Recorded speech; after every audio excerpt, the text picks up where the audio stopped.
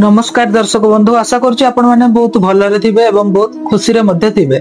आज आमे जानिबा रुद्राक्ष द्वारा आपणकर जहाँ भी प्रॉब्लम अछि ताहार समाधान केमती हेई परिबो एवं आपण माने जहाँ चाहुचंती ताहा केमती पाई परिबे। जदि आपण माने एकमुखी रुद्राक्ष धारण करिवे ताहाले आपण माने आरोग्य हेई परिबे एवं ता सहित मुख्य प्रदायक होता है एकमुखी रुद्राक्ष एवं द्विमुखी रुद्राक्ष जदि आपण माने धारण करूछंती ताहाले आपण मानकर समस्त प्रकार मनस्कामना पूर्ण होता है। आपण माने जहाँ भी चाहुचंती हेई पारु नाही ता निश्चित भाव में द्विमुखी रुद्राक्ष धारण करि सारला परे हेई परिबो। एवं एबे हमें जानिबा त्रिमुखी रुद्राक्ष। त्रिमुखी रुद्राक्ष होची आपणक संतान किबा आपणक पिला माने जदि पाठ पढारे मन लागुनी किबा पाठ पई विभिन्न प्रकार डिस्टर्बेंस आसुची ताहाले आपण माने त्रिमुखी रुद्राक्ष धारण करि परिबे, जहा द्वारा कि पिलांको पाठ पढारे उन्नति हेई परिबो।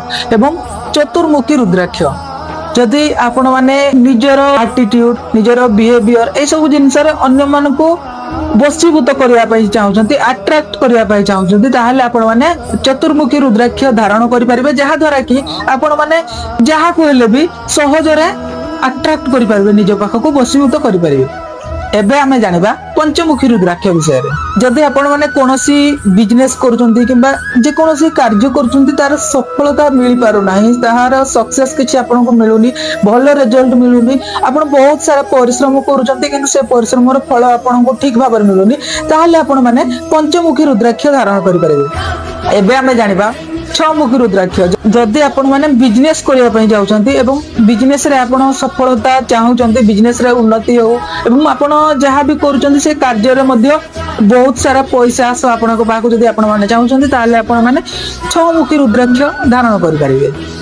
जदि आपण मानकर घरे हो किंबा फैमिली रे हो जे कोनसी जगह रे बारंबार दुर्घटनाग्रस्त होउचंती एवं विभिन्न प्रकार असुविधा आपण माने पडुचंती ताहाले आपण माने सप्तमुखी रुद्राक्ष जदि धारण करिवे आपणकर दुर्घटना रे भय कमी जिवो एवं आपणक फैमिली को नै कि जहाँ भी खराब परिस्थिति आसुची, जहाँ भी प्रॉब्लम आसुची ताहा निश्चिंत भाव रे सॉर्ट आउट हेइ जिवो।